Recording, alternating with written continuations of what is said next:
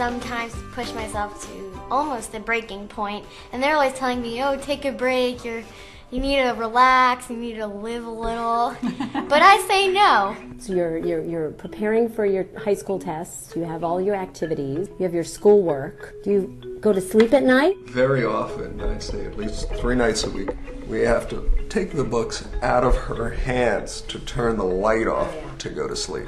If I said 1 is not stressed at all and 10 is super stressed, where would you place yourself? 7. 7.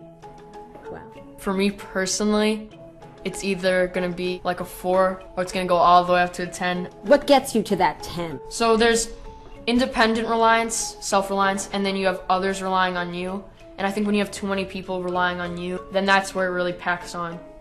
When do you guys know the pressure's too much? I think I'm a generally good-natured person, so when I start to get grouchy, I can tell that the pressure is getting to me. And we can sort of see when I get home where the placement of the jacket is on the floor and the book bag. There, I can tell how everyone's day was. Do you sometimes think about it and wonder, are we adding to the stress of our kids? A lot of times I will turn to Nancy privately and ask if I'm being too critical or am I talking too much? Am I cheering too loud at a game? And she will give me a 100% honest feedback. So that's good. So what do you do as a mom to try to lower that pressure?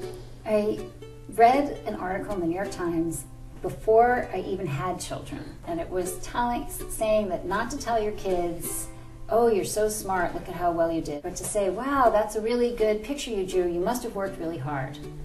I think the pressure comes from somehow feeling that if you don't do well at something, that means that you're not smart or you're not good enough. Pressure can either be your motivation or the complete inverse and be your downfall.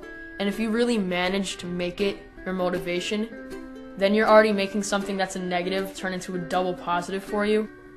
One piece of advice that my dad told me is even the pros make mistakes. Kobe Bryant, he's one of the best players in the NBA, but he'll miss a layup. He's not going to make all of his shots. I tell them if they really want to do something fun and do something that'll just relieve all stress, walk the dog. So, nobody's taking me up on that.